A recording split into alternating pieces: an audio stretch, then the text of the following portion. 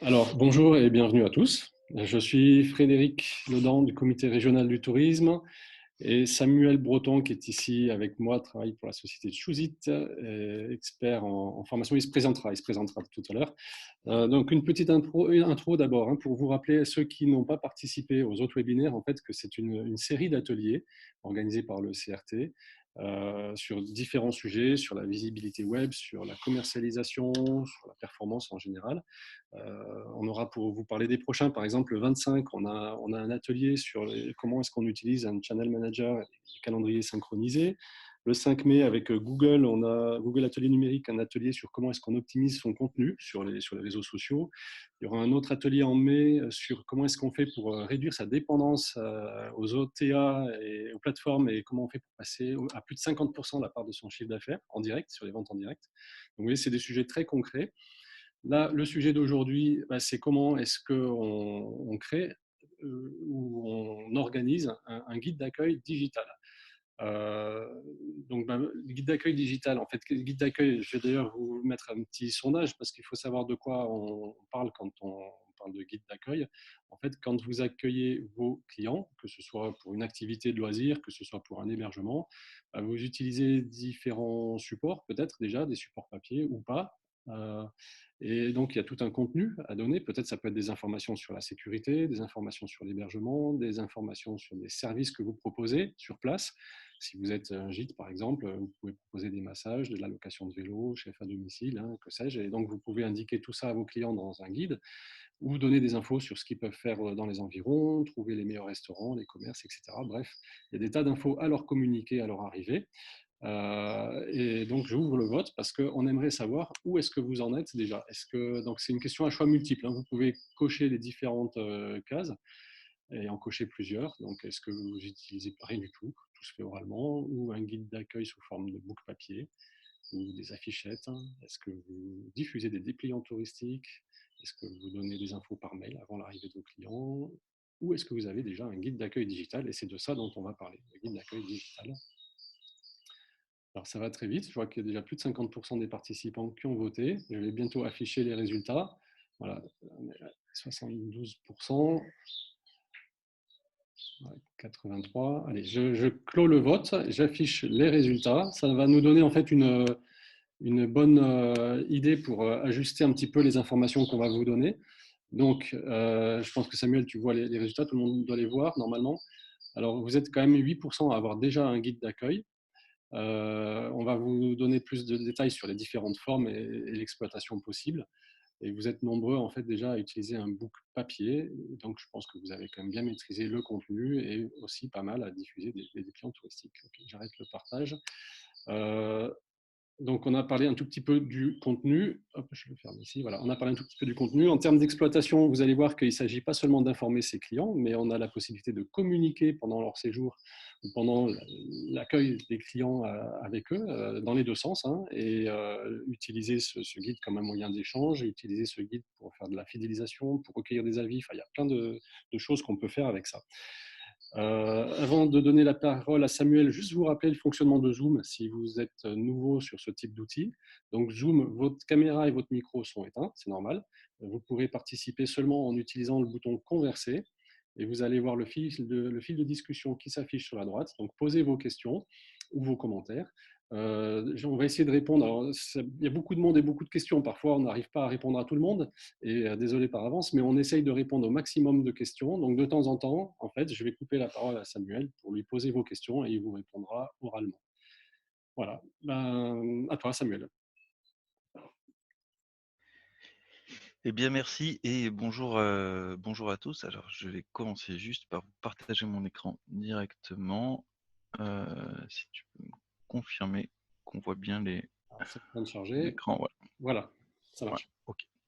Donc, l'idée, c'est de partager aujourd'hui avec vous, de vulgariser un peu le guide d'accueil et au format digital. Donc, il y a pas mal d'infos que je vais vous donner, de bonnes pratiques ou d'usage. L'objectif, c'est vraiment d'augmenter, on va dire, la culture générale autour de ça. Et on verra dans une deuxième partie comment on peut le mettre en place. Pour vous donner une vision de qui je suis, donc moi je suis Samuel, je fais de la direction conseil chez, Choose It. Donc Choose It, c'est une agence digitale. Notre métier, c'est de faire, des sites internet, des applications mobiles, tout ce qui est, graphisme, logo, et c'est pour ça que, sur ce sujet-là du guide digital, je peux vous donner pas mal d'informations sur comment le mettre en place et aussi, pourquoi. Donc, il y a 2 parties dans ce que je vais vous présenter. On va parler, un petit peu du papier et comment on va passer vers le digital, sachant que les 2 sont pas, non plus, opposés ou opposables, hein. Vous pouvez tout à fait avoir, du papier et du digital, mais chacun a un petit peu ses avantages et ses inconvénients.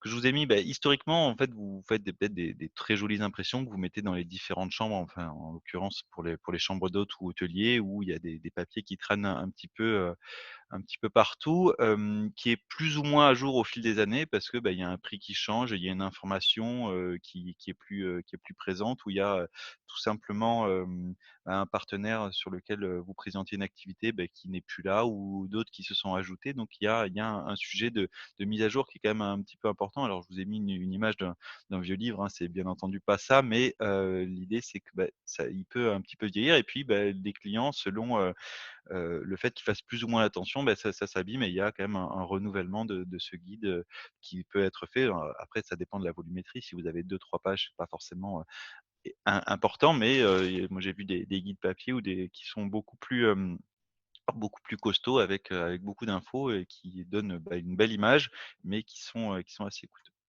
Les gros avantages, c'est que c'est très simple, et efficace. Aujourd'hui, tout le monde est capable de prendre, lorsqu'il arrive dans sa chambre ou sur une activité, de lire une petite, une information sur un bout de papier. Il est accessible à tous, et ça, c'est quand même un sujet qui est important, que notamment pour les seniors qui sont peut-être un peu moins connectés.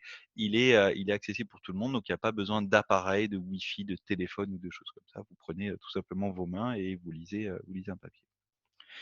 S'il y a des avantages, il y a aussi des inconvénients, c'est que, la durée du temps dans le temps, elle peut être un peu plus faible, il peut être perdu, il peut être abîmé, ce qui va créer un peu une frustration chez vos clients si vous n'avez pas de guide d'accueil dans les différentes chambres.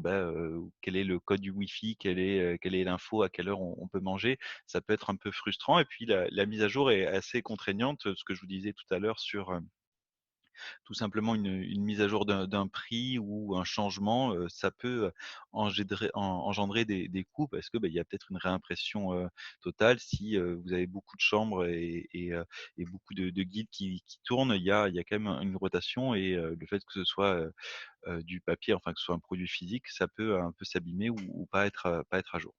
C'est pas majeur, hein, on n'est pas sur des informations, qui sont, très importantes, mais il y a quand même ce côté frustration de, quand j'arrive dans un endroit, j'aime bien savoir un peu ce qui se passe et qu'est-ce qu'il y a autour de ce contexte-là. Donc tout le côté du livret d'accueil, il faut que ce soit présent dans la chambre parce que c'est quand même un élément important pour vos clients. Quelques petits inconvénients qui sont pas majeurs, mais qui sont quand même à prendre en compte. Sur, une version digitale, donc, ce qu'on va appeler une version digitale, c'est exactement la même chose que ce que vous faisiez sur papier, sauf que on va pouvoir y accéder depuis un ordinateur ou un téléphone. Il est vraiment en version numérique, donc ça peut être tout simplement, un fichier PDF, et on verra tout à l'heure dans l'exemple, parce que on fera des exemples concrets. C'est, un fichier PDF qui est en ligne, et je vais pouvoir, aller lire depuis, mon téléphone, parce qu'en général, là, les utilisateurs vont aller, depuis leur téléphone voir votre, livre d'accueil, vont consulter soit un PDF, ou ça peut être même un mini site internet qui est dédié à, heu, à de l'usage interne, donc qui n'est pas forcément référencé sur Google ou des choses comme ça, qui est accessible depuis votre hôtel, votre chambre d'accueil, ou, le lieu sur lequel vous avez une activité. Donc l'objectif, c'est de transformer cette version papier en version digitale, et encore une fois, c'est pas opposable, mais la version, digitale a quelques avantages. Il y a aussi des inconvénients, donc pour démarrer sur les inconvénients, c'est peut-être un peu moins adapté à une cible senior qui a peut-être un peu plus, enfin n'était pas trop à l'aise avant sur le fait de scanner un QR code ou d'utiliser un téléphone. Il y a quand même le covid qui est passé par là et vous avez vu sur beaucoup de restaurants qui ont maintenant des cartes digitales, donc le fait de scanner un QR code ou de regarder en ligne un menu ou des informations, bah, c'est de plus en plus accessible. Mais bon, c'est pas non plus 100 des gens, mais voilà, l'usage fait que, plus ça va, plus, enfin moins la contrainte est là, mais elle est quand même là. Et ça nécessite aussi un peu de compétences techniques, bah, parce que, c'est quand même beaucoup plus simple de faire un document dans Word que vous allez imprimer, que d'aller travailler sur un site internet, même s'il y a c'est pas des compétences incroyables, il y a un petit peu de vision globale à avoir sur l'usage des outils digitaux.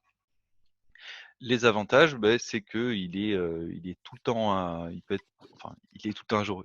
Il peut être tout le temps à jour à partir du moment où vous faites l'effort de le mettre à jour, mais l'intérêt d'un document en ligne, bah, c'est qu'à chaque fois, l'utilisateur va en ligne, donc si vous le changez, il peut changer, 20 fois par jour, s'il y a un prix qui change du jour au lendemain, vous le mettez à jour et tout le monde a la dernière version. Il n'y a pas du tout de notion de quantité et de volume, que vous ayez, je sais pas 50 chambres, bah, ou 200 chambres. Le guide papier, il y a une version et ça peut être accessible par un grand nombre d'utilisateurs, donc il n'y a pas de ce côté, heu, usage ou dégradation du produit.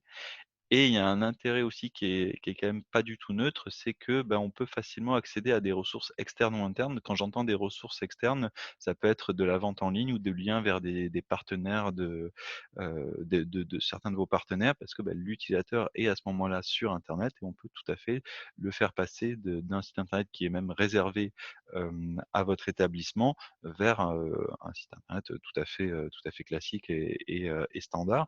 Donc ça peut ouvrir aussi, bah, de la vente en ligne ou des accès sur des partenaires et les faire évoluer encore une fois au fil de l'eau, et au quotidien selon l'évolution de vos activités. Ah, je laisserai, voir pour les questions du midi, hein, Frédéric, si, s'il y a des, Alors s'il y a des justement, questions. on a une première question, par Je suis exemple. toujours là. Alors, j'ai vu, voilà, Parce que j'ai vu passer une question là, mais, justement, il y en a une qui est intéressante. Aline nous demande, elle a déjà un site internet pour son gîte, elle nous demande si elle peut lier un fichier PDF au site. alors tout à fait, ça peut être, une action, enfin ça peut être, dans une page, bah, vous êtes résident et alors soit de le mettre sur le site internet parce que le guide d'accueil peut aussi être, on dirait accessible à tous, ou le mettre derrière un mot de passe ou tout simplement effectivement le mettre vers un PDF. Ce sera un lien hypertexte, on verra ça tout à l'heure. Comme vous faites un lien vers un autre site web, on peut faire un lien vers un PDF. Alors, une question de Yann, si je veux mettre à disposition des adresses de restaurants ou autres, dois-je demander un accord écrit aux partenaires? Non, vous n'avez pas demandé un accord. Après, ce qu'il y a, c'est que ça il y a en général on va dire vous connaissez les différents partenaires, mais à partir du moment où un restaurant a ses coordonnées qui sont accessibles, sur internet et que vous estimez que c'est un restaurant qui vous plaît ou un partenaire X ou Y, vous pouvez l'informer, et au contraire, on va dire, il sera plutôt, satisfait parce que vous lui amenez du potentiel trafic dans son établissement ou dans son restaurant. Donc il y a pas d'obligation, légale, on va dire un site internet, où des informations sont publiques, donc vous pouvez les publier. Mais en général, enfin vous êtes, en accord ou en phase avec les produits qu'ils vendent en termes de qualité ou en termes d'échange avec ces gens-là. Donc il y a rien légalement, il y a absolument rien puisque c'est de l'information qui est publique, quoi. Mais effectivement, on vous recommande d'informer tous les gens que vous référencez dans un Oui, guide, parce que d'abord, ils seront sûrement très contents, et puis oui. peut-être que ça leur donnera envie de mettre en place des petits plus pour vos clients ou de mettre en place des partenariats avec vous. Exactement, c'est là qu'on va pouvoir, peut-être fidéliser ou créer un peu un écosystème autour de votre lieu. Enfin de votre établissement, beh, vous envoyez sur deux trois partenaires et puis, bah, ils peuvent faire de même en disant: «Bah, je fais une activité, je cherche, une nuitée» ou des choses comme ça. Il peut y avoir un échange on va dire, entre différents prestataires autour du tourisme ou des activités. Ouais. Alors, une question, comment éviter que les infos soient copiées par des concurrents directs? C'est quand même un sacré boulot. Alors, je me permets, avant que Samuel réponde à cette question, effectivement, si on part sur un site internet, il y a beaucoup de travail, beaucoup d'infos. Bah, vous avez des mentions légales qui peuvent indiquer que vous êtes propriétaire.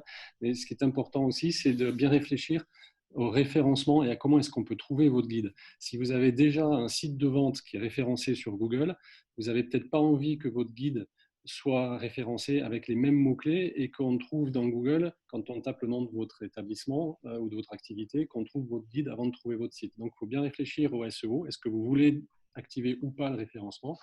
Si le référencement n'est pas activé, bah, il n'y a aucune raison pour qu'un concurrent ait accès à vos infos. Vous envoyez le lien à vos clients et c'est tout. Mais bon, Samuel, je te laisse quand même répondre à cette question-là. Ah, ah, Après oui, effectivement, là, c'est des informations qui sont un peu internes, enfin internes, qui sont pas non plus majeures, mais l'idée est pas de les faire référencer parce que ça peut aller en concurrence avec votre site internet et avoir le code du Wi-Fi ou les informations du restaurant sont, là, sont plus, plus à usage interne. Enfin, quand j'entends interne, c'est pour vos clients, même si les horaires du restaurant, elles, sont aussi présentes sur le site web ou toutes ces informations qui sont, dédiées à la conquête de nouveaux clients. Il y a différentes possibilités de ne pas référencer un site internet. Cependant, l'adresse reste quand même publique et à moins que vous mettiez un mot de passe différent à chaque fois, un concurrent va pouvoir accéder à ces informations si, à travers un client, on vous donne, l'adresse d'une façon X ou Y. Cependant, c'est pas, alors je suis pas hôtelier, mais j'ai l'impression que c'est des informations qui sont pas majeures et qui sont pas, confidentielles non plus parce que, bah, elles sont accessibles à tous vos clients. Donc faites bien les choses pour vous et vos clients. Si, des concurrents, copie-collent certaines parties, pourquoi pas, mais ça changera pas non plus ça changera pas complètement l'activité. Enfin, faites les choses qui sont bien pour vous et vos clients et puis vous souciez pas trop de ce que font vos concurrents, à moins qu'il y ait vraiment un abus ou, plutôt des choses qui soient négatives de leur côté, mais c'est un peu un autre problème par rapport au guide d'accueil, quoi. Il y a d'autres questions qui sont arrivées, mais je vais te laisser quand même d'abord continuer. Alors, on répondra au maximum de questions, mais pas forcément au moment où vous les inscrivez, hein. Ce sera peut-être en différé. Je vais les regrouper pour laisser Samuel continuer sa présentation. Juste là, je vois qu'on me demande SEO, référencement. Peut-on avoir des explications Ouais. pratiques? En fait, il y a On d'autres on ateliers avec Google hein, où on va parler du référencement ouais. Google. Là, Et on pourra en parler effectivement, mais juste sur ce sujet du référencement, l'idée c'est qu'un site internet en général est lu par des moteurs de recherche pour être, référencé ou ce qu'on appelle indexé dans sa base de données pour, bah, apparaître quand on tape, gîte ou chambre d'hôte dans tel ou tel endroit. L'objectif du guide, c'est qu'on peut mettre différentes directives, donc différents, droits d'accès sur les sites web pour éviter qu'ils soient lus par les moteurs de recherche, éviter qu'ils soient référencés parce que ces informations qui sont internes, typiquement le code du Wi-Fi ou des informations qui sont à destination des clients, ne soient pas sur internet et qu'un utilisateur lambda qui n'est pas dans l'hôtel ou dans votre chambre d'hôte vienne lire ces informations ou y accède. C'est juste qu'on essaye de limiter au maximum l'accès, que ce soit, de manière, publique ou à travers les moteurs de recherche. C'est ce qu'on va essayer d'éviter, mais encore une fois, c'est pas majeur s'il y a quelques informations qui sortent et qui sont dans le moteur de recherche. Et oui, vous pouvez intégrer bien entendu des liens vers des partenaires. On reste sur du site internet que vous envoyez sur, le restaurant ou une activité X ou Y. Vous pouvez tout à fait depuis, ce site internet qui est juste pas référencé ou peu référencé ou ce PDF, envoyer vers un partenaire X ou Y. bon, du coup, je me permets quand même encore allez, les deux petites questions, mais qui se rejoignent, hein. Celle de Yann qui demande si on peut intégrer des liens directs vers des partenaires, celle de Tout à Gabriel fait. qui dit attention, si vous mettez des recommandations personnelles, en bien ou en mal, et que tout le monde peut les voir, peut-être que qui a une mauvaise recommandation ne sera pas content. Bah, évitez les recommandations négatives. En fait, aujourd'hui, mettez en avant des gens que vous aimez bien et ne parlez pas des gens que vous aimez pas. Enfin, ça n'apporte rien au débat Ouais. et c'est des choses qui se font aussi en direct, hein. L'idée, c'est de pas casser non plus complètement la relation et d'avoir toujours un écran ou un ordinateur entre vous et vos clients. On veut juste faciliter ça. Et dans tous les cas, informer les gens vers qui vous mettez un lien, ils seront dans presque tous les cas très contents, mais informez-les quand même. Tout à fait. Donc je vais continuer sur les actions. Donc quel est l'intérêt, autour d'un guide numérique? On parlera des QR codes, Valérie, juste après. Donc, bah, il y a bien entendu les informations, le guide d'accueil, la carte du restaurant, les activités aux alentours, qu'est-ce qu'il y a à faire? Bah, ça, c'est déjà présent sur, vos guides papier de manière, générale. Bien entendu, il faut les remettre sur cette partie-là parce que c'est ça qui va intéresser, on va dire 80 ou 80 à 90 ou 90 du temps, vos clients. Cependant, bah, l'intérêt du digital, c'est qu'on va avoir, bah, cet appareil qui sera en général un téléphone, entre vous et votre client et on va pouvoir avoir plus d'informations. L'objectif, c'est on avait, la partie de gauche, une information en général avec un guide papier qui était très descendante. Quand j'entends descendante, c'est, bah, votre client, il allait dans sa chambre ou, dans votre hôtel, chambre d'hôte et bah, il lit son guide d'accueil, il le consomme et puis, bah, OK, merci, j'ai cette information, je la comprends de la façon dont je la comprends et puis je la lis.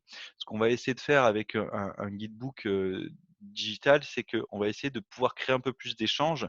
Alors quand j'entends échange, encore une fois, je veux pas, du tout, qu'on arrête de discuter avec les gens, mais, à travers un formulaire, à travers des questions, bah, on peut avoir des retours des utilisateurs un peu plus en direct pendant leur séjour et on va essayer de faciliter cette communication plutôt que juste avoir un avis, 3 jours après que votre, utilisateur soit parti, bah, on peut avoir peut-être des informations, au fil de l'eau et de façon peut-être un peu plus précise aussi si, bah, la personne a fait une activité X ou Y ou qu'elle vient dans son restaurant, on peut avoir un point d'amélioration sur le restaurant ou un retour sur une activité et pas juste, «J'ai passé un bon séjour, c'était super» ou au contraire: «J'ai pas du tout apprécié mon séjour».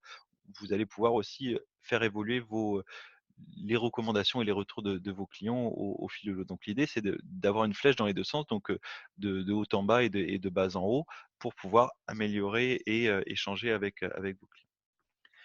Donc il y a une chose qui est intéressante, qui est ce qu'on appelle le NPS ou le Net Promoter Score. En fait, c'est, comment mes utilisateurs, perçoivent mon produit ou mon service, c'est toutes les enquêtes de satisfaction que vous recevez, bah, après des appels. En gros, la question est de dire, sur une note de 0 à 10, est-ce que vous nous recommanderiez ou pas?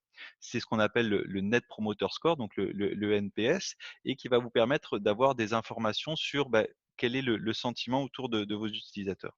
Donc il y a quelques règles autour de ce NPS qui est quand il de 0 à 6, c'est qu'il y a un problème.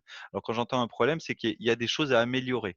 On cherche vraiment à, c'est pas, justement, quelque chose qui va être public et qui est justement un avis Google en disant, «J'ai passé un mauvais séjour». On cherche vraiment à essayer d'avoir l'information de notre utilisateur et comment on peut améliorer, un accueil, une activité, qui soit, bah, ouais, une activité dans votre établissement.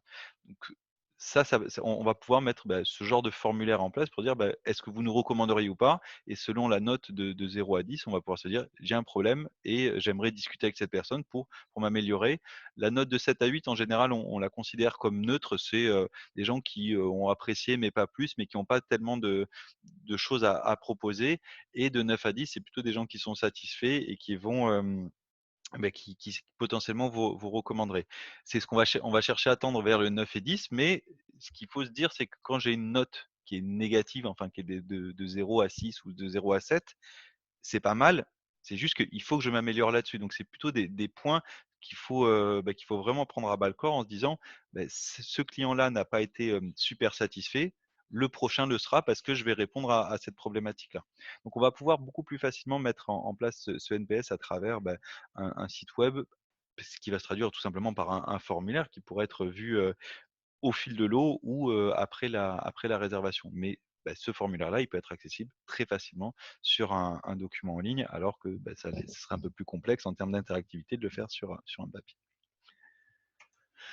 Autre chose qu'on peut faire, bah, c'est une augmentation du chiffre d'affaires. Ce qu'il faut se dire, c'est que votre client, quand il va regarder votre, guide papier, bah, il va être sur internet parce qu'il sera connecté, en général à son téléphone et bah, que ce soit vers un partenaire ou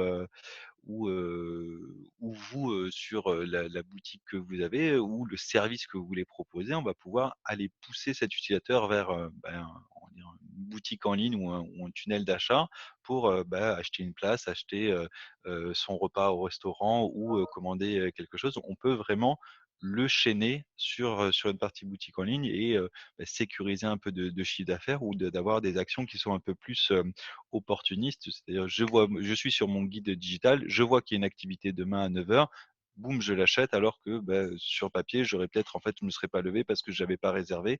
On est dans quelque chose qui est beaucoup plus instantané et qui va vous permettre potentiellement de proposer plus de services ou plus d'informations. Alors, on a deux questions. Samuel, Oui. si tu peux me permettre de te couper.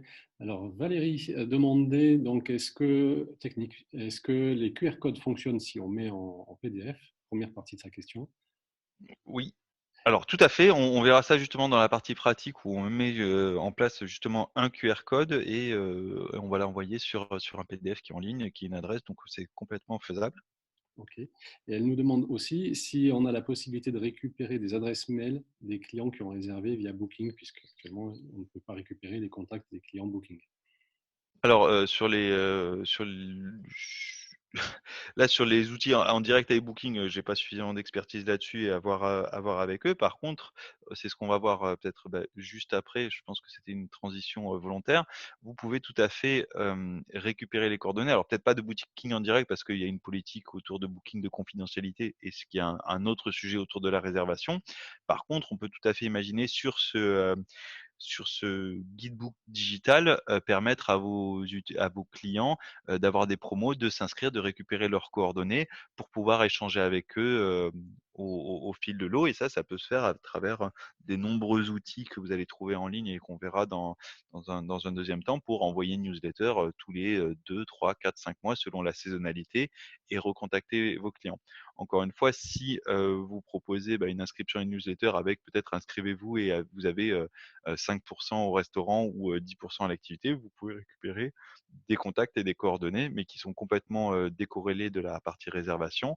On vient plutôt essayer d'alimenter sa base de données avec des actions marketing qui sont là un petit peu comme le NPS que je vous présentais juste avant. C'est un formulaire qui sera peut-être présent sur votre guidebook digital qui est tout simplement peut-être un site internet ou un formulaire ou ce fameux PDF. Et juste la question de Yann, peut-on envoyer ce formulaire directement par mail ou par téléphone à la personne qui vient de louer chez vous? Ce formulaire, c'est-à-dire? Alors, bonne question. Je pense que c'est en référence au guide. Peut-être que Alors, Yann, vous pouvez repréciser votre question. Je pense qu'en fait, il veut parler du guide, tout simplement. Alors le guide, tout à fait. Le guide, ça va être, c'est ce qu'on verra juste après dans la partie, faut considérer que c'est un site internet qui est, visible ou pas visible ou qui est sous forme de PDF parce que ça reste accessible.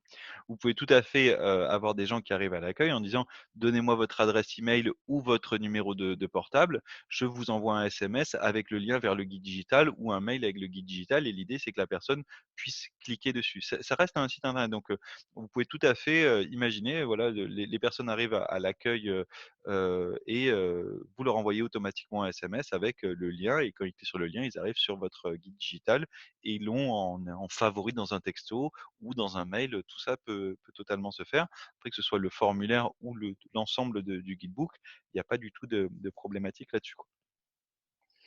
Ok. Ensuite, par rapport les deux questions là, par rapport aux newsletters, Aline et Valérie, donc c'est peut-être l'occasion de rappeler les obligations, hein, c'est-à-dire politique de confidentialité, et puis surtout la mention qui permet aux gens de se désinscrire de la newsletter s'ils ne souhaitent pas la recevoir. Oui.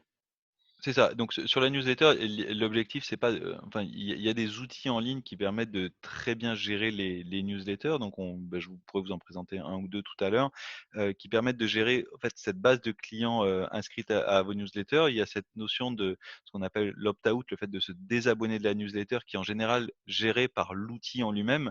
L'objectif, c'est pas d'avoir dans votre Outlook tous les gens et vous envoyer tout à tout le monde parce que ça, c'est, en termes de gestion de confidentialité et de désabonnement. C'est pas du tout fait pour ça parce que Outlook est enfin Outlook ou Gmail ou ces choses-là, n'envoyez pas vos newsletters avec ça parce que c'est pas fait pour ça. C'est fait pour faire du mail unitaire d'une personne à une autre. Quand vous voulez envoyer des campagnes marketing dans une newsletter, il y a des outils qui sont très bien faits et selon les volumétries que vous avez, qui coûtent 2-3 € par mois, donc qui sont pas grand-chose par rapport à ce que ça peut rapporter en termes on va dire de business et qui sont, beaucoup plus sympas. Vous allez pouvoir faire des emails beaucoup plus chartés, et beaucoup plus engageants que d'écrire un mail en disant, «Venez, c'est moins cher», quoi, en gros. Je continue? Oui.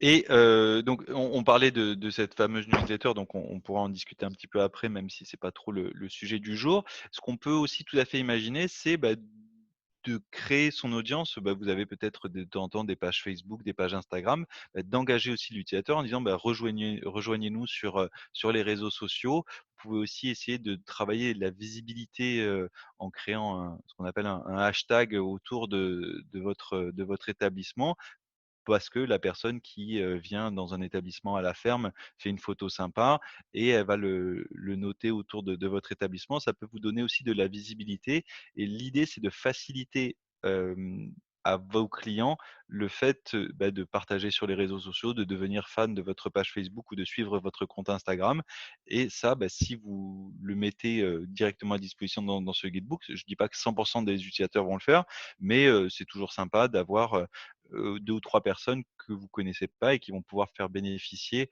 à leur audience de la visibilité et des informations sur votre établissement. C'est toujours bien d'élargir votre audience à travers, vos clients, aussi.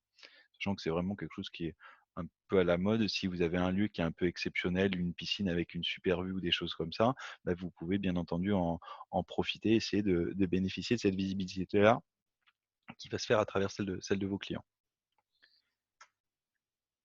Et ensuite, bien entendu, il y a, cette partie de revue, de livres d'or, vous pouvez très facilement lier, ce guide-là, avec tout simplement un lien pour pouvoir avoir des avis sur les différentes plateformes. Alors je vous ai mis, Booking, Google ou TripAdvisor, mais, il y en a plein et si vous facilitez l'accès à des gens qui sont contents d'avoir passé un séjour, vers de la note, ça peut être bien parce qu'en général, les gens notent quand ça se passe pas bien et bon aussi quand ça se passe bien, mais il faut un peu plus les engager. Ce qu'il y a, c'est que vous allez encore une fois, donc comme dans l'exemple que je vous ai montré juste avant, faciliter le fait que, l'utilisateur satisfait, vous mette une bonne note et ça va ajouter ce qu'on appelle un peu de la preuve sociale. Vous voyez, je vous ai mis un exemple chez Tsusit, on a 41 de nos clients qui nous ont mis une note, globale de 4,9. Quand on a un nouveau client qui va arriver et qui va dire: «Bon, ils ont l'air plutôt bien notés, ça a l'air plutôt sérieux», il y a au moins 40 personnes, enfin ce qui est pas neutre pour nous, qui ont donné un avis positif, c'est déjà ça de gagné et c'est la même chose que quand vous allez acheter, un produit sur un site internet, en mode e-commerce, vous regardez un peu les avis utilisateurs donc c'est bien si vous arrivez à engager parce que, plus vous avez d'avis positifs, plus ça donne, de corps et de ce qu'on appelle de preuve sociale à votre établissement donc si vous pouvez aussi pousser l'information là-dessus, c'est toujours intéressant. Une petite série de questions, enfin on en a deux. Est-ce que le guide permet d'organiser des concours, par exemple un concours de selfie de On Valérie? peut tout à fait imaginer ce genre de fonctionnalité. Ce qu'il y a, c'est que ce concours de selfie ou ce qu'on a vu un peu avant sur, le fait de prendre, la piscine en photo et de mettre un hashtag, tout ça, ça fonctionne. Ce qu'il y a, c'est que vous allez chercher un service de concours en ligne qui permet de faire des selfies ou des choses comme ça. Vous allez récupérer un lien vers ce jeu concours et vous le mettez, à disposition dans votre PDF ou dans votre site web et il faut vraiment considérer que c'est un site internet sur lequel, on va pouvoir faire des liens, vers la droite, la gauche, donc on peut tout imaginer. C'est juste que la fonctionnalité de prise de selfie en l'occurrence, doit exister, donc il faut aller la chercher chez une société qui fait ça et qui va vous mettre à disposition le jeu concours un peu packagé, quoi. Et puis on aura un atelier sur le contenu pour les réseaux sociaux et on parlera aussi des concours. Une autre question, peut-on intégrer ce guidebook dans My Google Business? Bah, ce qu'il y a, c'est que si vous l'intégrez sur cette partie de droite, parce que Google My Business, c'est ça, c'est vous allez l'ouvrir à tout le monde. Donc, ce serait pas la recommandation, que je vous ferais. C'est-à-dire que nous, par exemple, on a, chooseit.com qui est le site public sur lequel, bah, on va positionner le lien qu'on peut mettre sur Google My Business pour que les gens viennent découvrir.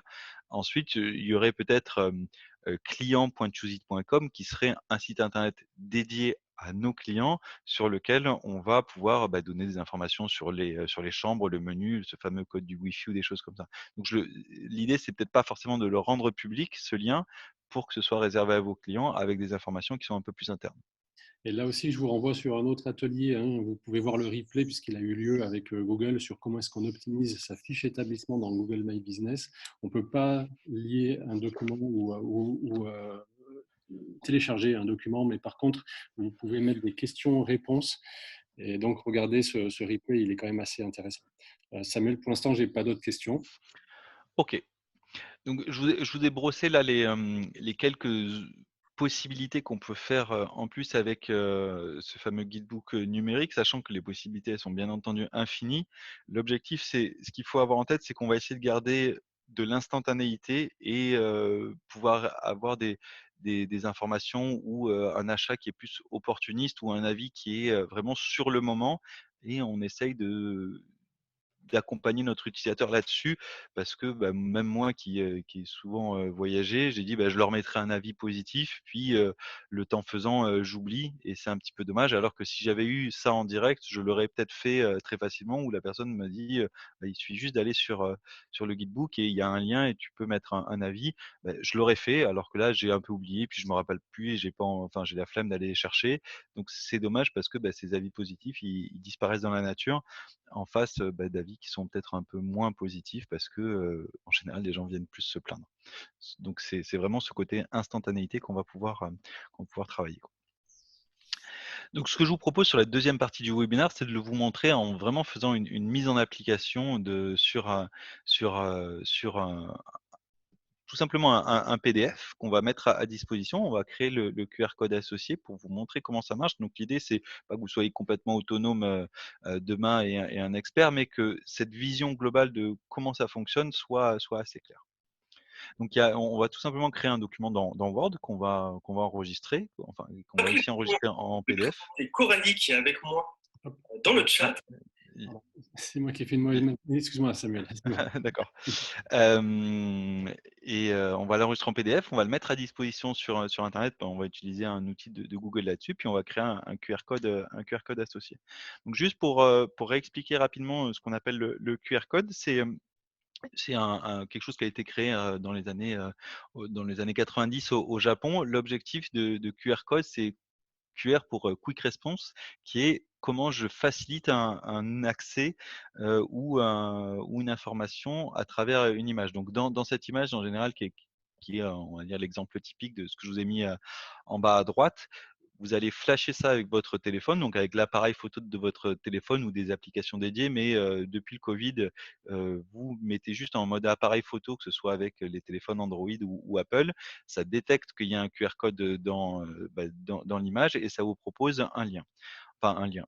Ça peut être à 90 en général, c'est des liens vers des sites internet, mais sachez qu'il y a d'autres choses qui peuvent être derrière un QR code, comme les coordonnées d'une personne, si, enfin l'équivalent d'une carte de visite, des connexions à un code Wi-Fi. Et encore une fois, l'objectif, c'est de ce quick response, c'est de faciliter l'accès. Donc, je scanne un QR code et j'ai directement le code du Wi-Fi qui est accessible. Donc, c'est intéressant. Donc, pour une petite partie de votre audience, ça peut être bien plutôt que d'avoir un code un peu compliqué, on vient se connecter, mais à 95-98 ça va être un lien vers un site internet ou en l'occurrence là vers votre guidebook.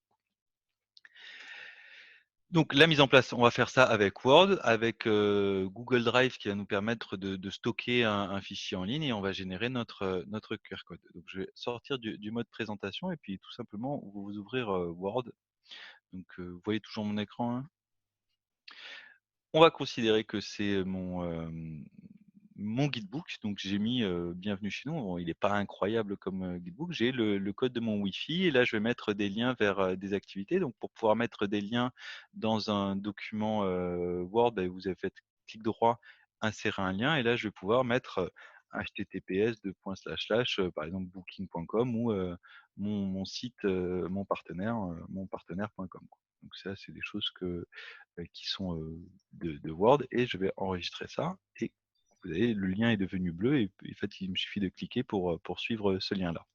Et j'ai mis ensuite les différents avis vers Booking, Google et là aussi, on peut voir que j'ai mis un lien vers Booking. Si je fais modifier le lien, vous voyez, j'ai mis un lien vers booking.com, ce qu'on va tester juste après. Donc je suis tout simplement dans Word et j'ai mon fichier. Donc mon fichier, je vais tout simplement l'enregistrer. Donc il est enregistré qui s'appelle bienvenue chez nous .docx. Et quand je fais fichier enregistré sous, donc je vais choisir par exemple sur mon bureau, là je peux changer de format pour l'enregistrer directement en PDF. Donc le gros avantage du PDF, c'est que c'est un format qui est accessible dans les navigateurs, donc lisible. Vous avez sûrement déjà tous lu un PDF sur votre téléphone ou votre ordinateur. Donc je vais enregistrer ce fameux bienvenue chez nous .pdf. Donc là ça me propose de le enregistrer parce que forcément, quand j'ai fait des tests, je l'ai regardé, mais ça donne un PDF qui est celui-ci, chose que vous avez peut-être déjà tous fait. La deuxième partie qui est importante, donc je vais utiliser un outil parce qu'il faut que ce PDF il soit accessible en ligne. Pour pouvoir être accessible en ligne, il y a deux façons. Il y a soit à travers un site internet dans les médias que je vais pouvoir envoyer, ou il y a beaucoup d'entre vous qui doivent avoir un compte Google, mais ça fonctionne aussi avec Dropbox, avec d'autres outils qui permettent de stocker des fichiers en ligne et des sauvegardes en ligne. Donc là, en l'occurrence, je suis sur Google Drive, donc je suis connecté avec mon compte Google et ce que je vais faire, c'est que je vais tout simplement déposer mon fichier, donc qui est ici. Donc bon, il existe déjà parce que forcément j'ai testé. Donc je vais remplacer mon fichier et j'ai mon fichier qui va être ici accessible en ligne. Donc je suis sur drive.google.com et j'ai un numéro un peu compliqué ici. Quand je Oui, c'est vrai, double-clique dessus, des personnes, c'est vrai que ça va un petit peu vite, des personnes nous ah signalent pardon, que c'est pas évident à suivre. Alors, c'est vrai qu'il y a beaucoup de techniques là-dedans. Ne vous inquiétez pas, hein, on vous donne des exemples de ce qui peut être fait si vous optimisez votre guide. Mais il y a des techniques aussi un petit peu plus simples. On reviendra après tout à l'heure. Mais voilà, je voulais te signaler ça. je vais un peu vite. Un petit peu peut-être, ouais. Ah pardon, ok. Donc ce qu'il faut, c'est en gros, j'ai un fichier PDF là qui est sur mon ordinateur, qui est présent ici, donc qui est mon fameux guide avec les liens vers Booking et des choses comme ça. L'objectif, c'est que ce fichier-là, je vais le mettre en ligne. Donc je vous disais, il y a Google qui propose ça avec un service qui s'appelle Drive, qui va vous permettre de mettre en ligne votre fichier. Donc il est présent ici. Donc c'est exactement comme sur mon ordinateur sous Windows, sauf que le document est en ligne. Et dans la troisième partie, il faut que je facilite l'accès à ce document-là. Donc effectivement, là, ça va être un peu technique, mais l'avantage est qu'il y a un replay. Oui, alors sur Drive, il faut effectivement un compte Gmail, mais vous pouvez utiliser Dropbox. Et après, le gros avantage, là, c'est que ça ne coûte pas trop d'argent. Donc, je vous invite à le faire, surtout si vous avez un compte Google My Business et que vous êtes tout ça dans l'écosystème Google, quoi. Enfin, je répondais à une question qui passait en même temps. L'idée, c'est que ce lien-là, je peux, en fait, quand je clique ici sur partager, le rendre accessible à tous les internautes du monde en récupérant le lien. Vous voyez, je peux permettre en fait d'accéder à ce lien-là qui est un petit peu compliqué. Donc c'est le lien, donc je peux le copier en mode lecture et vous allez voir que si j'ouvre un nouvel onglet et que je vais sur ce lien-là, j'accède en fait à l'espace de mon drive. Attendez, je vais juste le faire en navigation privée parce que là je suis connecté. En fait, ça me permet d'accéder à n'importe qui à ce document-là avec mon fameux PDF. Donc, mon PDF que je retrouve ici et qui est donc accessible. Et c'est ça que je vais mettre derrière mon QR code, c'est le fait de pouvoir accéder à ce PDF-là qui met un peu de temps à charger, mais il est bien là.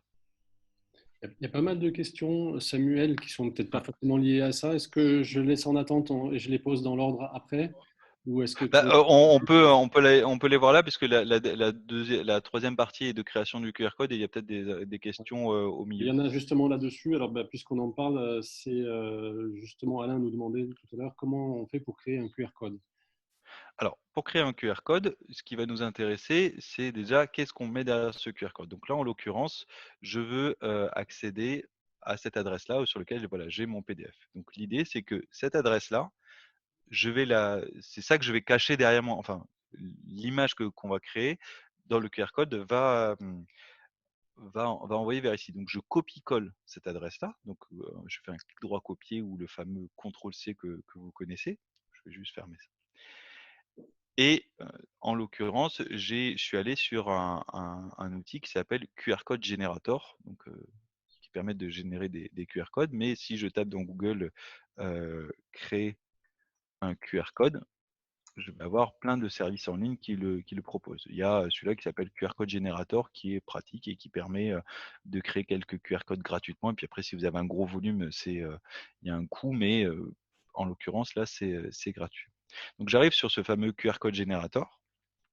Et ça va me proposer de créer des QR codes. Donc là, en cliquant sur le petit plus, ça va me demander en fait, qu'est-ce que tu veux mettre derrière ton QR code? Est-ce que c'est un site internet? Est-ce que c'est un lien vers les médias sociaux? Est-ce que c'est ce qu'on appelle les V-cards, c'est les fameuses coordonnées personnelles? Est-ce que c'est un lien X ou Y? Enfin, il y a plein de choses qu'on peut mettre derrière un QR code.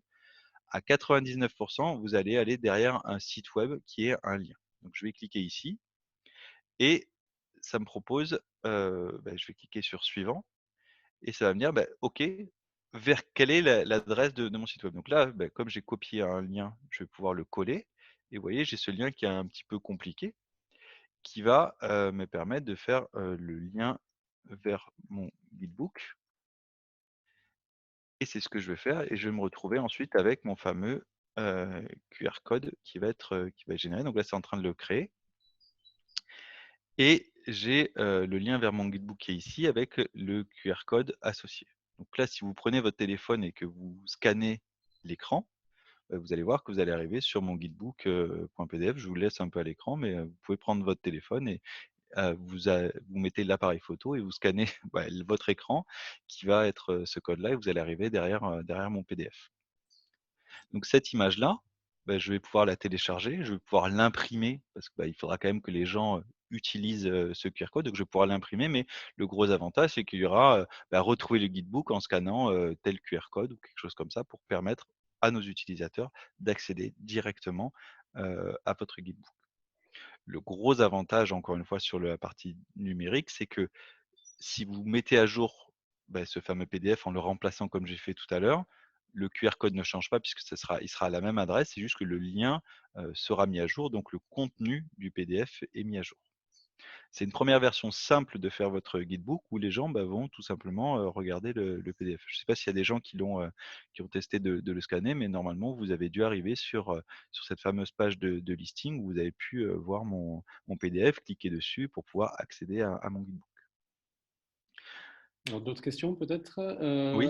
Philippe nous demandait si on allait parler d'un sondage, oui, comment on fait des sondages d'avis sur un guidebook. Alors, c'est un peu la même chose que pour les selfies. Si je veux un sondage, je vais par exemple taper, sondage en ligne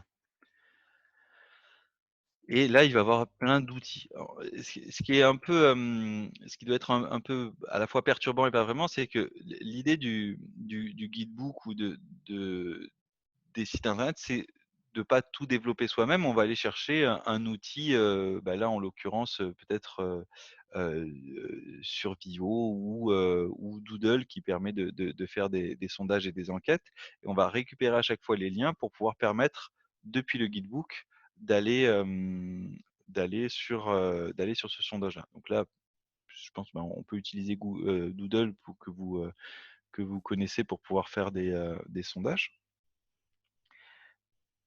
Juste le temps que ça charge, c'est un peu le Je ne sais pas c'est si un c'était la question de Philippe, j'y reviens. Euh, Vous allez nous montrer comment mettre un sondage à vie sur un guidebook, ce serait super. Oui, si c'était peut-être ça. N'hésitez pas, Philippe, à préciser si c'est pas ça. Alors, je passe un tout. sondage à ouais, je vais juste essayer de me connecter. pour voir ce qu'on peut faire. Mais par exemple, un sondage d'avis. Alors, quelle c'est la prochaine question? Comme ça, je regarde en même temps. D'accord, oui, oui. Alors, une autre question de Daniel. Peut-on faire une page sur Mac? On peut tout à fait faire une page sur Mac, c'est exactement la même chose. Vous allez enregistrer en PDF votre document. C'est exactement il y a pas de question de plateforme là. Et Christine souhaitait savoir si on peut mettre en ligne ce guide ou cette page sur son propre site internet. Tout à fait, vous pouvez le mettre complètement sur votre propre site internet. C'est, en gros, le PDF que j'ai envoyé tout à l'heure, qui est ici, vous pouvez tout à fait le mettre, en l'ajoutant sur votre site internet, mais on verra ça dans la deuxième partie avec la création des sites internet. Vous le mettez, en ligne et vous mettez derrière un bouton le guidebook au format PDF. On pourra faire ça justement, après si vous voulez. Pour le sondage en ligne, en fait, Doodle n'est pas tout à fait adapté. Donc, si je tape sondage en ligne, il y a peut-être Get Feedback enfin, il y a différents outils, mais exactement comme le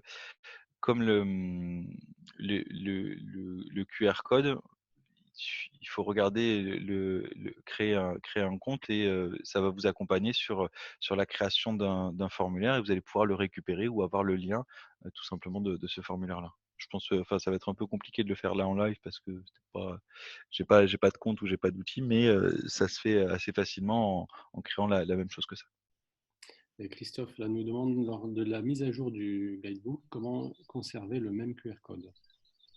Le QR code renvoie vers, il n'est pas censé changer. C'est-à-dire qu'aujourd'hui, le lien de mon gîte, il va pas changer. C'est le document qui est à l'intérieur, comme quand je mets à jour mon site internet, c'est ça qui va être modifié. Donc le QR code est le même. Et c'est là tout l'intérêt, c'est que vous pouvez avoir une première solution, enfin, vous envoyez sur ce document-là. Regardez, si je mets à jour mon guidebook, donc là, je rajoute un peu de contenu, je le réenregistre au format PDF comme je l'ai fait tout à l'heure et je viens le remplacer. Donc là, il est à jour et je vais juste tout simplement, si je descends un peu ma fenêtre, le renvoyer pour le remplacer en ligne. Et en le remplaçant en ligne, dès qu'on va rescanner mon QR code, je remplace le fichier existant, mais cette adresse-là, elle n'a pas changé. Donc en fait, le fameux QR code que j'ai créé ici, il fonctionne toujours et si vous le scannez à nouveau là, vous allez arriver sur la nouvelle version de mon PDF. Donc le gros avantage, c'est qu'il est tout le temps en ligne, où il y a un prix qui change ou une information qui change, ça change rien, quoi. Ok. Alors, il nous reste une demi-heure. Je pose encore une question de Camille. Comment diffuse-t-on un guide d'accueil? Alors, tablette, borne. Parce que Camille travaille peut-être dans un office de tourisme. Alors, ce qu'il y a, c'est que ce guide d'accueil, vous pouvez le mettre tout à fait l'imprimer sous forme de QR code ou donner une adresse qui peut être un peu plus simple, comme on disait tout à l'heure, avec un site internet ou client.chooseit.com parce que là, on a un lien qui est un peu compliqué, mais si on fait une partie site internet, ce qu'on va voir un peu dans un second temps, on peut avoir tout simplement quelque chose de plus simple. Ce qui aujourd'hui, notamment avec le Covid, fonctionne bien, c'est effectivement le QR code qui permet d'avoir un support papier et de pousser les utilisateurs dessus, quoi. Ok. Je pense que tu peux continuer pour l'instant. Je laisse Ouais, les questions en attente. OK. Donc là, ce qu'on a vu, pour récapituler un petit peu et si je reviens sur ma présentation qui est ici, j'ai fait dans un document Word qui peut faire 1, 2, 3, 10 pages mon fameux guidebook. Je l'ai mis en ligne en utilisant un compte Google Drive, mais c'était une possibilité. Il y a d'autres solutions en ligne qui permettent de le faire comme Dropbox ou des choses comme ça. J'ai récupéré l'adresse, là il manquait peut-être récupérer l'adresse, donc ce qu'on appelle l'URL, et j'ai généré un QR code et ce QR code, je vais l'imprimer et c'est ça qui sera présent dans les différentes chambres ou dans le couloir de l'hôtel ou à la réception pour pouvoir permettre à mes utilisateurs, quand ils sont sur place, d'accéder à ce. Donc c'était une solution plutôt simple avec Word, un PDF, que ce soit sur Mac, sur Windows ou des choses comme ça, pour avoir un premier document en ligne. La deuxième possibilité, si je réaffiche mon diaporama, c'est que plutôt que faire un PDF, on va utiliser des solutions de création de sites internet en ligne. Donc, on parle de Wix, de Squarespace, puisque la dernière fois, on avait fait un webinaire autour de ça. Donc, comment on peut créer un site web. Mais l'idée, ça ne va pas être de le référencer, puisqu'on ne souhaite pas que le contenu soit particulièrement accessible. Après, pour répondre à la question de je ne sais plus qui exactement, on pourrait quand même tout à fait mettre un lien vers ce PDF ou vers certaines pages pour les gens qui sont en interne, mais là, c'est plus une politique que vous allez avoir, vous, de votre côté. Et la partie QR code, ça va être exactement la même. On va renvoyer, au lieu de renvoyer vers un lien vers le Drive, on va envoyer un lien vers autre chose. Donc pour vous montrer à nouveau, j'ai un compte sur un outil qui s'appelle Squarespace. Donc c'est ce qu'on a vu la dernière fois. Et il y a d'autres outils comme Wix. Vous avez peut-être déjà vu des pubs à la télé, c'est écrit W-I-X. Squarespace, ça s'écrit Squarespace. Mais il y a One and One qui font des pubs à la télé. Enfin, vous tapez création de site internet en ligne. Il y a plein de solutions qui permettent de faire ça. Je suis là dans l'interface de mon gîte en ligne et l'idée, comme tous les outils de création de sites web, on va très facilement pouvoir modifier le contenu. Donc, on est exactement sur la même technologie, la même chose qu'un site internet et on peut, à travers un éditeur en ligne, ajouter des blocs de contenu. Donc là, ça me dit: «Qu'est-ce que tu veux ajouter?» OK, je vais ajouter un bloc de texte et je peux écrire ici, les informations internes, de mon hôtel, quoi. Donc c'est exactement la même technologie où on fait tout simplement un site internet qu'on va, mettre sur un accès un peu spécifique et qu'on va pas, diffuser sur, mongite.com. On va le mettre sur, une adresse qui est un peu plus cachée et demander, au moteur de recherche de ne pas la référencer. Ce qu'on disait tout à l'heure, c'est aussi possible si, vous utilisez, en l'occurrence là, Squarespace pour pouvoir, faire un site web. On pourrait tout à fait ajouter un bouton et derrière ce bouton, mettre un lien vers ce qu'on a vu ici. Donc le lien que j'ai là, je pourrais tout à fait depuis mon site internet, hop, pardon, c'est ici, je mets un lien vers mon guide en ligne, exactement comme je l'ai fait mon QR code et là je mettrai, voir notre guidebook, quoi. Et depuis mon site web, je peux accéder à ce fameux PDF, en ligne, si on fait un PDF, sachant que, j'ai 2 possibilités, soit je fais ça dans un PDF, soit je l'écris directement dans différentes pages, de mon site web, en l'occurrence. Est-ce que je suis clair dans tout ça, Frédéric? Oui, oui, pour moi. Mais bon, il Ouais. y a des questions quand même. Apparemment, c'est clair. Il y a une question de Stéphanie. Bonjour, si on a un compte WordPress pour un site internet, on peut le faire également dessus. Y a-t-il besoin d'acheter un nouveau nom de domaine?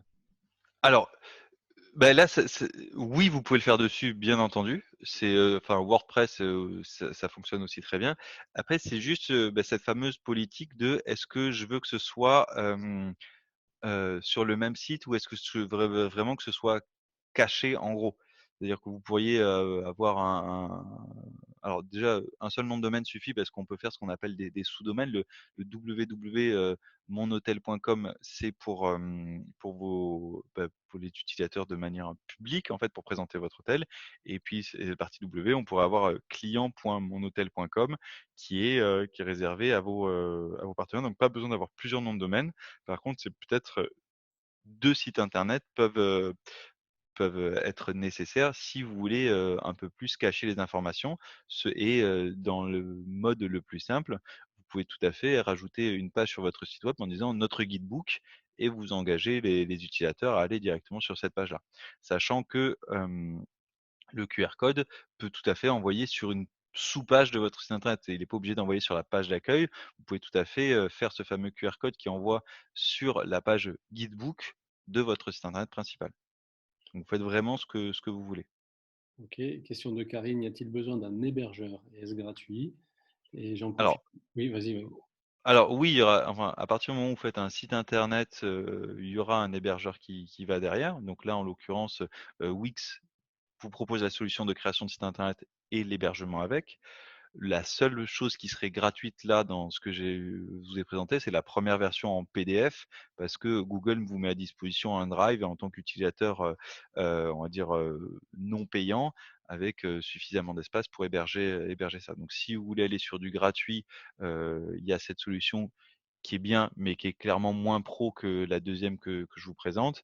Après, c'est juste une question d'effort et de budget. Il y a certains sites internet, avoir un site, ça va vous coûter 10-15 euros par mois. Enfin, WordPress, ça doit avoir des prix très attractifs.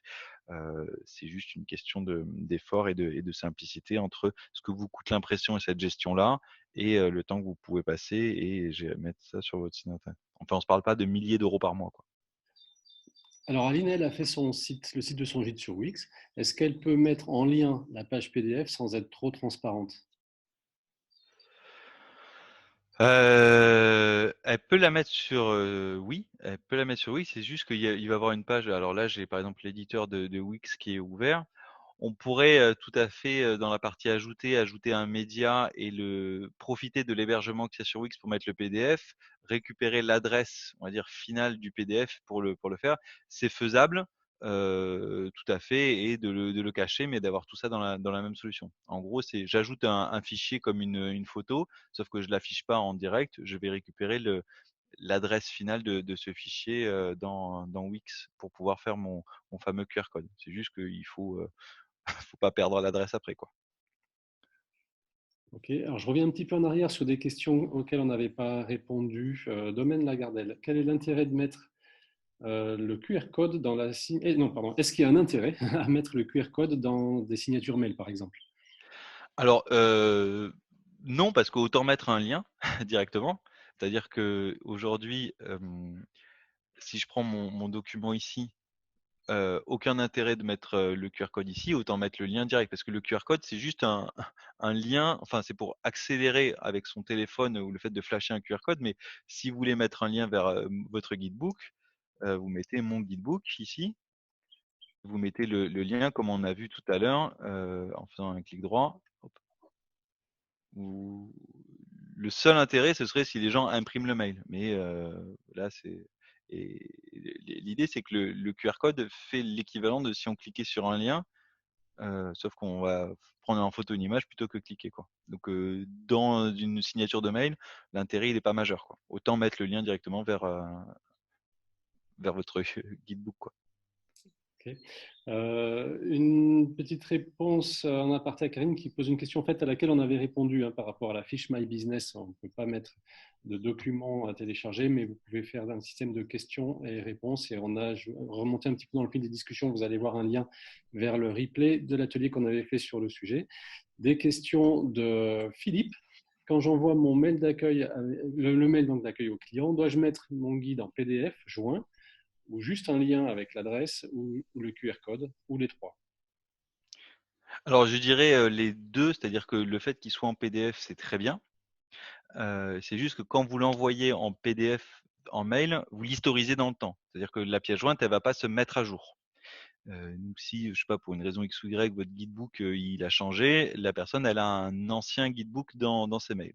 Mais bon, c'est pas majeur non plus. Moi, je mettrai le lien parce que le lien, au moins, on arrive sur quelque chose qui est toujours à jour, exactement comme un site internet, vous arrivez, il est à jour. Le QR code, comme on l'a vu tout à l'heure, pas d'intérêt puisque le deuxième choix est, en fait, est l'équivalent du troisième. C'est-à-dire que vous mettez juste un lien vers ce guidebook. Mais ça peut être intéressant par contre de l'avoir en pièce jointe parce que pas tout le monde non plus est super connecté à cliquer et à accéder. La pièce jointe, c'est quand même bien quand vous l'avez. D'accord. On a beaucoup de Karine. Une autre Karine demande si sous WordPress, il y a des extensions gratuites guide d'accueil. Alors peut-être, cependant, on est dans de l'écriture de contenu, on va dire quasiment native, c'est-à-dire que dans WordPress, vous pouvez créer une page avec le contenu que vous voulez. C'est ce qu'on cherche à faire dans un guidebook. Il n'y a pas de fonctionnalité incroyable dans présenter une activité, que ce soit en termes, enfin, présenter ce qu'on peut faire autour d'une location ou d'un gîte. WordPress déjà de base permet de faire quelque chose de très structuré. Après, ce qu'il faudrait aller chercher comme fonctionnalité, c'est plutôt des fonctionnalités autour des formulaires, autour le système de selfie ou des choses comme ça pour agrémenter le truc. Mais si on est vraiment dans de la rédaction de contenu informative, WordPress de base est très bien pour ça. Il suffit juste de créer une page qu'on va appeler Guidebook et vous utilisez l'éditeur pour la structurer. Quand j'entends l'éditeur, c'est ce qui permet de taper son texte, quoi. Ouais. Il y avait aussi une question de Camille pour un office de tourisme. Alors, pour un office de tourisme, quelles sont les principales différences de contenu entre la version PDF d'un guide touristique classique et un guidebook? Alors, donc, en fait, ce webinaire, c'est vrai qu'il s'adresse plutôt à des entreprises qui accueillent des clients sur une activité ou un hébergement. Quand on est office de tourisme, en fait, forcément, on donne énormément d'infos sur un territoire. Donc, on a un site internet dédié avec énormément de liens. J'ai envie de vous dire, Camille, que en fait, ce qu'on est en train d'expliquer, c'est pratiquement votre fonds de commerce. Mais on n'est pas tout à fait dans la même configuration que pour un hébergeur, par exemple, qui a d'un côté son site de vente et puis d'un autre côté un outil qu'il va envoyer à ses clients. Là, du coup, pour un office de tourisme, on parlerait pratiquement de votre site internet. Une question, alors, Stéphanie, est-ce qu'on peut mettre un QR code sur notre site internet que seuls nos clients ayant le code peuvent voir? En fait, c'est un accès privé sur son site internet via un code vers le guide d'accueil. Alors, du coup, il y a pas de notion de QR code, hein. Enfin, dans QR code, il y a pas de code de sécurité. Même chose que tout à l'heure, mettre un QR code sur votre site internet, ça sert à rien parce que les gens vont plutôt cliquer sur le lien pour accéder à une page. Après, ce que vous pouvez tout à fait faire, c'est sécuriser une page, c'est-à-dire que vous rédigez votre page Guidebook et là, il y a peut-être des fonctionnalités à voir, notamment dans WordPress ou autre, pour qu'une page soit bloquée derrière un mot de passe qui est ce qu'on appelle générique, qui serait l'équivalent de, je sais pas, le nom le numéro de l'année ou un mot de passe assez simple pour le diffuser sur Internet, mais qui est quand même un mot de passe pour le réserver à vos clients. C'est-à-dire que vous rédigez votre contenu et ensuite vous rajoutez la fonctionnalité de mot de passe derrière qui permet d'avoir un minimum d'accès restreint. Mais il n'y a pas enfin le QR code va juste être un lien quand vous allez l'imprimer. Ce qu'il faut se dire, c'est que le QR code, il n'a pas un intérêt s'il est il a un intérêt d'être imprimé ou d'être affiché pour être scanné par un téléphone. Sinon, vous mettez un lien classique, comme quand vous naviguez sur Internet, vous cliquez sur un bouton ou sur un texte, ça vous amène à une autre page. C'est exactement ce que fait le QR code. Donc, pas d'intérêt de mettre un QR code sur un site Internet. Ok. Et donc, Philippe, je ne comprends pas vraiment comment utiliser le QR code ou le mettre pour le transmettre au client. Alors, vous l'imprimez. Oui. Vous l'imprimez, vous faites un 4x3 et vous le mettez dans le couloir ou dans l'entrée. L'idée, c'est que cette petite image-là qui a été scannée, mais vous l'avez scanner 30 fois, c'est que vous allez l'imprimer et le mettre sur le comptoir à l'accueil ou exactement comme ça a été fait sur toutes les tables de restaurant. Il y avait un petit QR code et il y a retrouver notre guidebook en ligne, scannez-moi. Et vous en imprimez 10 ou 10, enfin, je sais pas, vous en imprimez autant qu'il vous en faut, mais vous pouvez le mettre à différents endroits. Ce qui nous intéresse là aujourd'hui, c'est que derrière ce QR code, donc cet accès rapide à un lien ou à un PDF, vous avez un PDF qui peut être mis à jour, qui peut avoir des liens vers d'autres sites internet, et on passe du papier au digital. Mais le côté QR code est juste un accès rapide pour une personne qui a un téléphone dans la main, en gros. Et c'est les seules choses que vous allez imprimer maintenant, enfin, c'est les choses que vous pouvez imprimer dans la page, dans la chambre d'hôtel ou c'est ça que vous mettez, quoi. Et après, encore une fois, c'est pas obligatoire de mettre que ça. C'est-à-dire que vous pourriez avoir le guide papier si vous voulez rester quand même sur du papier et avoir un QR code avec la version en ligne qui peut être agrémentée. Et l'avantage, c'est que elle peut avoir ces fameux liens vers d'autres sites ou vers le lien vers un booking ou des choses comme ça. Alors, je vois qu'il y a aussi des questions, pardon, je n'avais pas vu dans Q&R aussi. Alors, je vous invite à les mettre dans l'onglet Converser, comme ça tout le monde les voit. Donc, Replay, ça en a répondu. Et comment peut-on publier du contenu sur un site web sans le référencer? Alors, pour publier du contenu sans le référencer, il va y avoir des options en général sur, là, si je reviens sur mon site web qui est fait avec Wix, en général, vous allez avoir des options sur les pages pour le référencement. Il faudrait regarder, on va dire, au détail par détail chacune des pages, mais il y a toujours un objectif d'optimisation de la page et vous pouvez demander dans les options des différents outils, donc là en l'occurrence Wix, que cette page ne soit pas référencée. Donc ça va créer une directive en disant à Google, quand tu viens sur cette page-là, ne lis pas le contenu. Par contre, il y a 2 points qui sont à voir, c'est elle peut ne pas être référencée, mais elle peut être quand même enfin, elle reste quand même accessible à vos utilisateurs. C'est-à-dire que si dans mon menu ici, plutôt que réservé en ligne, il y a Guidebook, je peux faire en sorte qu'elle soit pas référencée, mais par contre, un utilisateur qui va aller sur mon site, qui va cliquer sur Guidebook, elle va être accessible. Et là, on revient sur juste le fait de peut-être rendre la page bloquée par un mot de passe, qui est une autre fonctionnalité qu'on peut imaginer pour rendre la page accessible que à certains utilisateurs. Voilà, et quel que soit l'éditeur, hein, WebNote, Squarespace, il y a toujours une fonction SEO qui vous permet de désactiver votre page ou de l'activer pour qu'elle ne soit pas Ouais, visible par les de autres. la rendre, ouais, on va dire, référençable.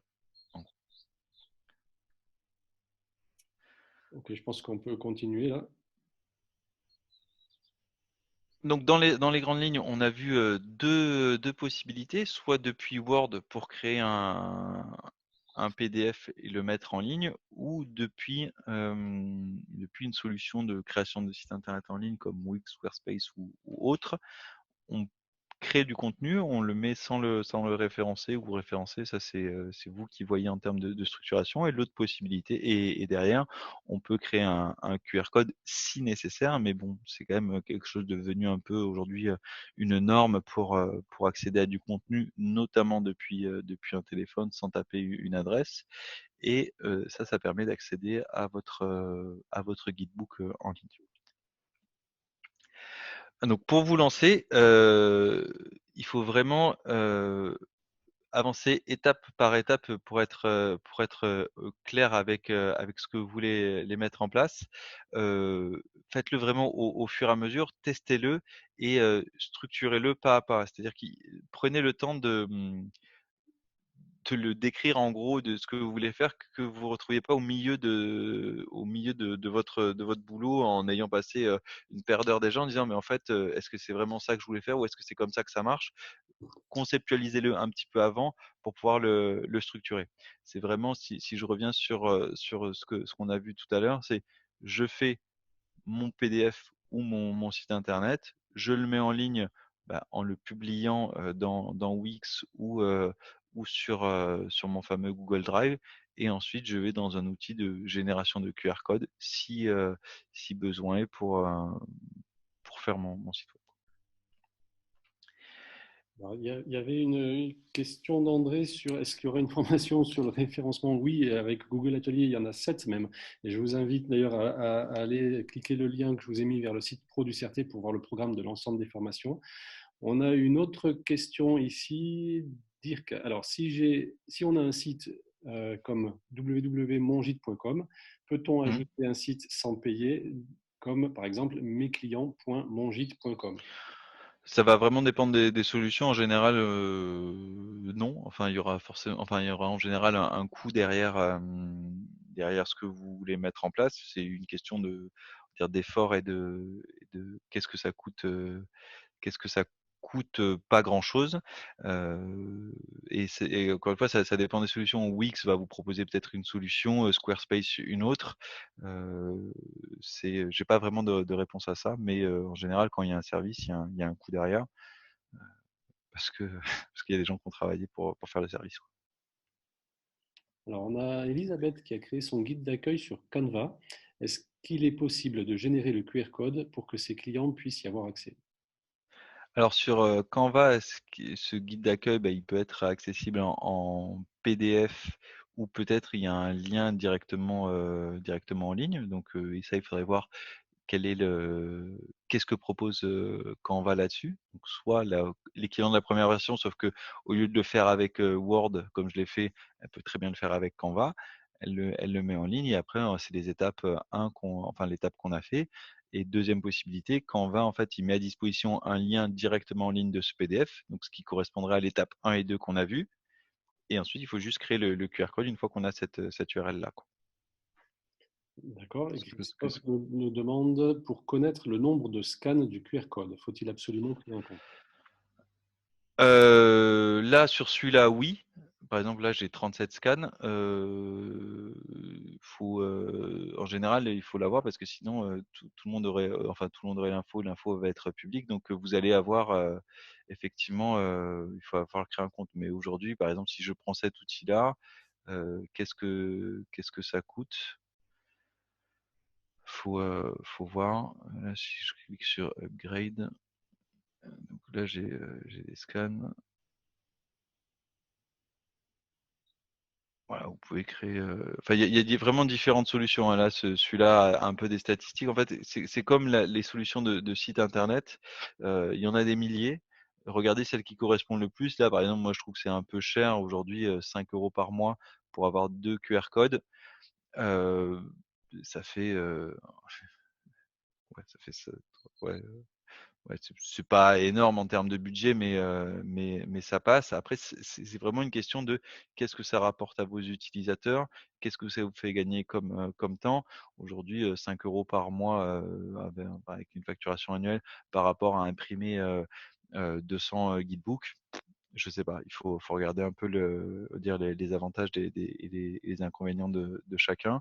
Et encore une fois, c'est une des solutions parmi tant d'autres. Il y en a qui sont peut-être moins coûteuses, qui ont pas la fonctionnalité de nombre de scans. Il y en a un, il va juste vous générer le QR code. Et puis, c'est tout. C'est gratuit, mais vous avez peu d'infos. C'est encore une fois, c'est quels sont le listing des fonctionnalités qu'on a derrière qui est intéressant et qui doit correspondre à votre besoin. Mais il y a pas mal de choses gratuites. Nicolas demande si on a 3 ou 4 suggestions de fournisseurs de solutions de guidebook en ligne. Bah, je trouve que WordPress doit quand même bien faire l'affaire pour pouvoir créer son site internet et les solutions en ligne. Enfin, vous allez sur wordpress.com, ça vous propose de façon complètement embarquée de faire son site web. Il y a Wix, il y a One and One. En fait, toutes les solutions un peu leaders sur le marché qui permettent de faire de la création de sites internet en ligne vont pouvoir correspondre pour faire votre guidebook parce qu'on est vraiment sur la même technologie ou même sujet. Et il y a Unitag effectivement pour les QR codes qui est une autre solution qui permet de faire ça. Alors, Pour les QR codes, pardon. ok, il nous reste encore une dizaine de minutes. Je vois de nouvelles questions qui rentrent. Alors, je les lis au fur et à mesure. Alors, Philippe, beaucoup de prestataires nous proposent de créer un guidebook en ligne. Cela a-t-il un intérêt par rapport au fait de le créer soi-même gratuitement? Bah, c'est juste une question de temps et d'effort et de budget, quoi. Si demain vous avez beaucoup de temps et que vous avez envie de vous former, faites-le. Si vous faites déjà 40 heures, enfin des journées de 17 heures et que vous n'avez pas le temps, faites-le sous-traiter. C'est comme tout. Vous pouvez faire les travaux de votre maison, vous pouvez les faire faire. Tout humain peut le faire. C'est juste une question de temps et de valeur que ça apporte par rapport au fait que vous formez. Si demain, pour votre guidebook, vous y passez 2 mois complets, bah, je vous invite à l'acheter. Si vous y passez une grosse demi-journée, bah, c'est peut-être le coup de le faire vous, quoi. Alors, Valérie a été démarchée. Nous sommes démarchés par des agences comme France Voyage. Euh, alors personnellement, c'est pas un gage de qualité. Je connais pas France Voyage, mais le démarchage n'est généralement pas un gage de qualité.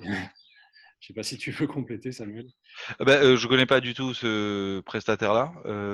Après, est-ce que démarcher n'est pas un gage de qualité? Je sais pas.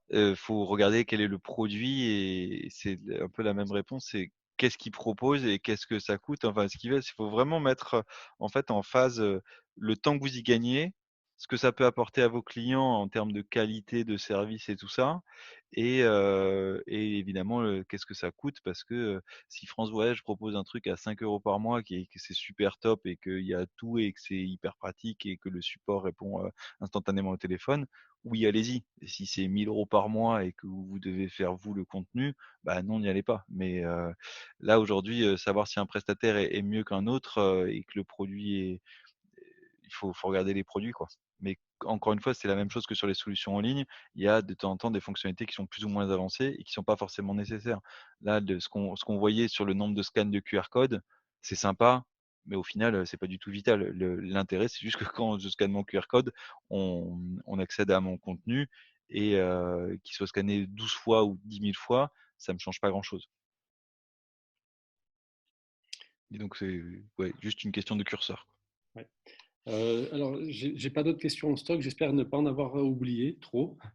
Je vois qu'il n'y en a pas non plus dans le Q&R. Il reste un petit peu de temps, donc n'hésitez pas si vous avez encore des questions d'ordre général à nous poser sur les guides d'accueil. Alors, on a quelques commentaires. Alors, ce n'est pas des questions, mais il y a eu plusieurs commentaires sur différentes solutions. Et merci d'ailleurs. C'est une super participation de votre part. Merci beaucoup. Alors, on attend encore une petite minute s'il y a des questions qui arrivent. Et puis sinon, on aura fini la session pour aujourd'hui. Merci à tous déjà pour vos commentaires.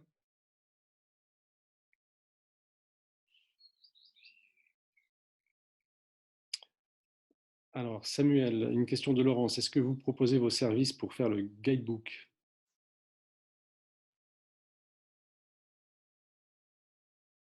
Samuel elle doit être au téléphone. Là, je vois que son micro est coupé. Alors Laurence, je garde votre question. Non, je suis pas au téléphone, c'est juste que j'avais coupé le micro. Il y a mon adresse, envoyez-moi votre et mon adresse mail là, s.breton@chooseit, envoyez-moi votre besoin et on pourra en discuter. Ouais. Ok, merci beaucoup pour vos retours. Très sympa. Je pense qu'on va arrêter la session parce que je ne vois pas d'autres questions arriver. Donc, n'hésitez pas à vous rendre sur le site internet du CRT Occitanie pour voir le programme, donc le site pro. Je vous ai mis le lien dans la discussion pour voir le programme des différents ateliers et vous inscrire aux prochains ateliers. Et bonne fin de journée à tous. Merci beaucoup, Samuel. Bonne journée.